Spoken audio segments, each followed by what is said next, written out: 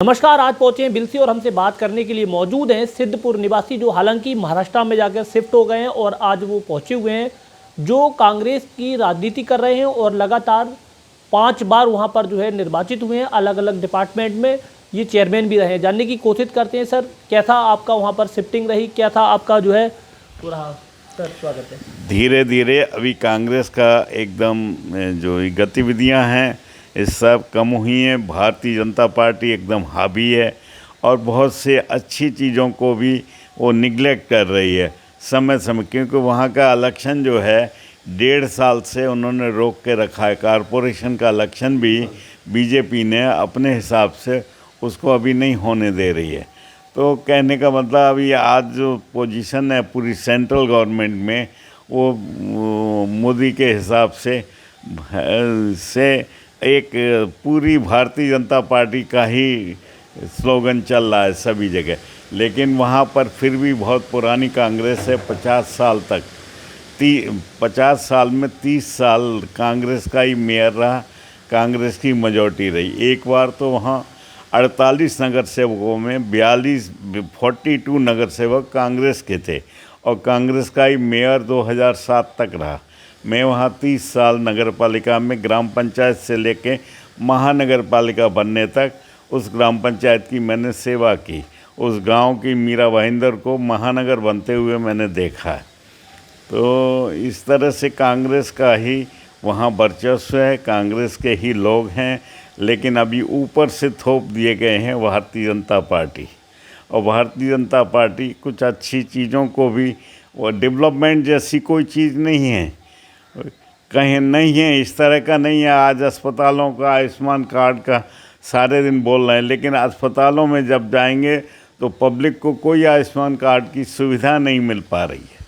मेरा कहना यह है कि उन धरातल पर भारतीय जनता पार्टी कुछ भी नहीं है। ऊपर से कायदे कानून तो दुनिया के बना रहे, लेकिन असलियत में पब्लिक को फ़ायदा नहीं मिल रहा है। तो अभी बहुत जल्दी से कुछ ना कुछ बदलाव आएगा, बहुत जल्दी से बदलाव, स्थिति ठीक होगी।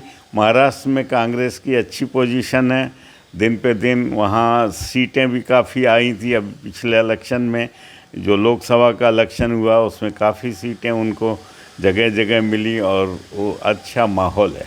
सर जैसे कि आप बताए कांग्रेस का अच्छा माहौल है। यूपी की अगर बात की जाए सर, क्योंकि आप यूपी के रहने वाले हैं, हालांकि अब महाराष्ट्र में शिफ्ट हो गए हैं, यूपी के इलेक्शन को यानी कि 2027 में विधानसभा का जो चुनाव है उसको लेकर क्या कहना चाहते हैं सर? बदलाव तो ज़रूर आएगा, अवश्य आएगा। बदलाव इसलिए आएगा कि यहाँ पर भी योगी जो है वो छाए हुए हैं। योगी ने जो अपना बुलडोज़र की स्कीम चलाई है उससे पब्लिक बहुत नाराज़ है, आम पब्लिक बहुत परेशान है, क्योंकि उनके भी कायदे कानून आम पब्लिक तक नहीं आ पा रहे हैं। ऊपर ऊपर उन्होंने कई जगह ऐसी लगती है कि उन्होंने अभी जैसे कुंभ का मेला था, अच्छा था, सनातन धर्म का सबसे बड़ा मेला था, विश्व में एक रिकॉर्ड भी कायम हुआ। लेकिन इसका मतलब ये नहीं है कि इसमें कांग्रेसी शामिल नहीं थे। कांग्रेस सनातन धर्म को नहीं मानते हैं, ऐसी बात बिल्कुल नहीं है। कांग्रेस भी सनातन धर्म को मानते हैं। हिंदुत्व का सबसे बड़ा आधार जो है कांग्रेस पार्टी ही है, समझे। तो इसलिए ऐसी कोई बात नहीं है कि सब कुछ योगी जी हैं।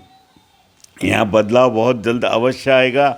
मैं 2012 में था, यहाँ पर पर्यवेक्षक था। इस एरिया में 40 विधायक थे। उस समय दिन पे दिन पोजीशन ख़राब ही हो रही थी।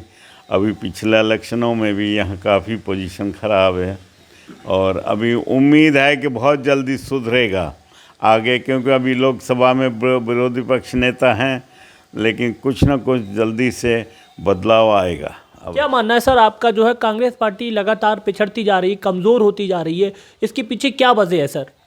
वजह कुछ नहीं है, लेकिन ये भारतीय जनता पार्टी का प्रोपगंडा एजेंट और सभी तरफ से पेपरों द्वारा या उनके हाथ में इतना सारी शक्तियों को केंद्रित कर लिया है। अभी दिल्ली का इलेक्शन ही देखा होगा, होते हुए भी केजरीवाल की सरकार को उन्होंने बिल्कुल जीरो पे कर दिया लाके। इस तरह से भारतीय जनता पार्टी इस समय छाई हुई है।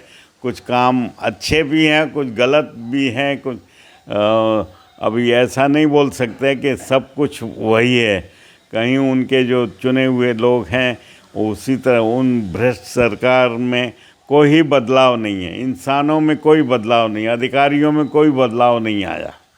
मैंने शुरू में मोदी जी को 2014 में लिखा था, अगर आप ये भ्रष्टाचार को मिटाना चाहते हो तो मैंने एक राय दी थी उन्हें कि आप सारे जितने अधिकारी हैं इनके एंटी चैम्बर बंद करा दें और ऑफिस खुलवा दें उनमें, और एंटी चैम्बर जैसी कोई चीज़ ना रखें। दुनिया में जितनी आप सिक्योरिटी रखें मिनिस्टरों की, सारी सिक्योरिटी बंद करा दें। सिक्योरिटी देने की क्या ज़रूरत है, इन सबको बॉर्डर पे भेजिए, उनको लड़ने के लिए भेजिए। मिनिस्टरों की सिक्योरिटी का क्या मतलब है?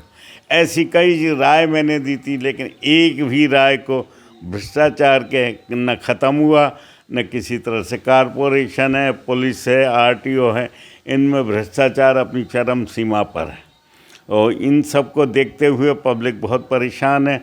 बहुत जल्दी ही बदलाव आएगा और दोबारा से कांग्रेस के अच्छे दिन अवश्य आए। क्या माना सर आपका, कब तक आ सकते हैं कांग्रेस के अच्छे दिन?